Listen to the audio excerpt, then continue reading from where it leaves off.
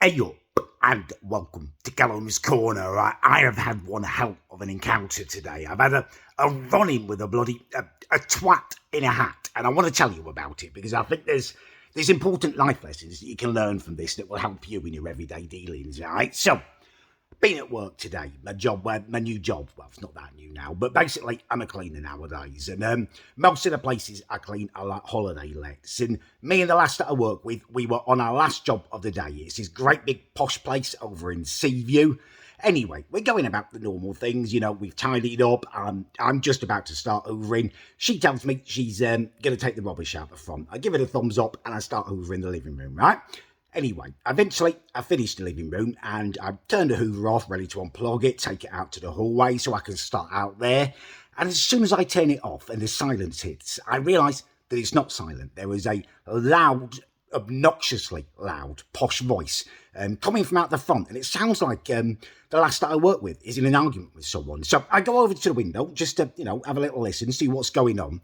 And basically it seems like there's a married couple there, I think they're married, but there's a bloke and a woman there, and they're annoyed because they want to check in now. They're there over 2 hours early, and they're kicking off because we haven't finished yet. So I decide I'm going to go out the front and just help out. Not because I think the lass I work with is incompetent, but there's a certain type of bloke who will only listen to another bloke. They're very dismissive and arrogant when it's a woman, but suddenly when there's 6'5" a rippling alpha male in front of them, it's a very different story. So I go out the front and immediately I assess the situation and I look around and my heart drops. He's a posh prick. He's got a 4-wheel drive Porsche.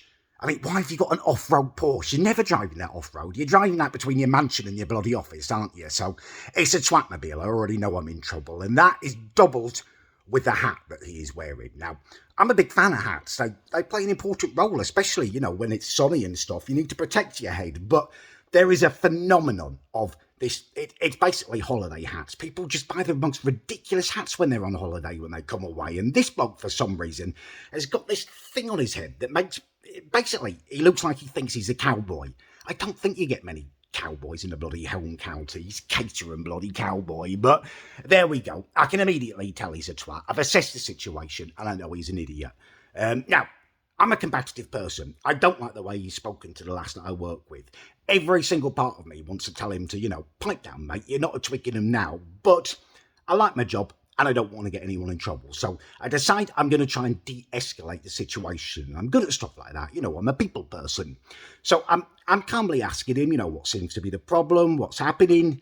And he quite aggressively tells me that they've turned up and they want to check in. And I said, well, check-in is not actually till 3. You're over 2 hours early at the moment. And he just cuts me off. And again, he's like, we've got up early. We want to be here. We want to start a holiday now.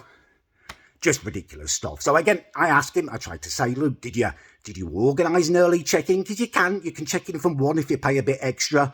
And he doesn't want to answer that question. He's just kicking off at me again. So I find, depths of patience within myself that I didn't even know I had.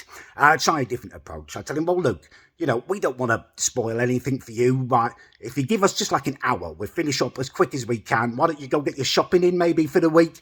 Again, he cuts me off and tells me that they've already ordered an online shop. It's being delivered from Waitrose later. I understand at this point what's happening. I'm in a competitive conversation situation. Now, I am a competitive person. I like turning stuff into games. Every task in my life, I try and turn it into a bit of competition. I like that spirit. It gets me going, but I do draw the line at conversations. If you're trying to dominate someone in a conversation, you're a massive twat. But now I understand what's happening. We've got a competitive conversation twat, and he's going to have to be dealt with. So again, I try really calmly and say, well, look, if you just maybe want to have a stroll down the beach, even if you're you can put your bags in the living room and leave them there if you want to go for a drive or something. I've finished in the living room. You can leave them there. He's just not having any of it. He's just cutting me off and stuff.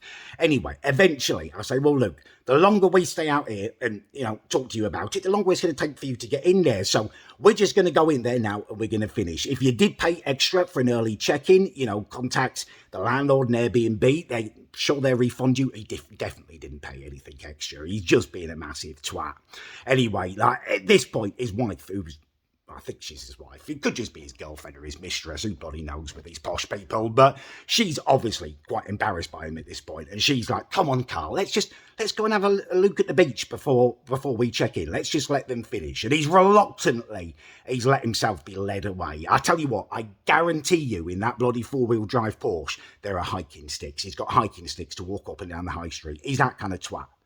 Anyway, eventually he reluctantly kind of scuttles off, and we're able to go back in and finish. But as soon as I go back in through the door, the lass that I work with turns around, because she went in first, and she hugs me.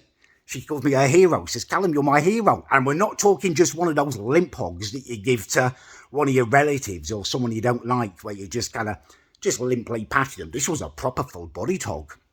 You know, her body was pressed against my body. It was a romantic hug, almost sexual in its kind of the length it lasted and the amount she was kind of pressed against me. I could feel all of her soft bits. Now, I've explained to you that she is only 25. She's nearly 26. She's 26 next month. But I'm not pursuing this because she is far too young for me. But I am not going to lie to you. This was an exciting moment in my life.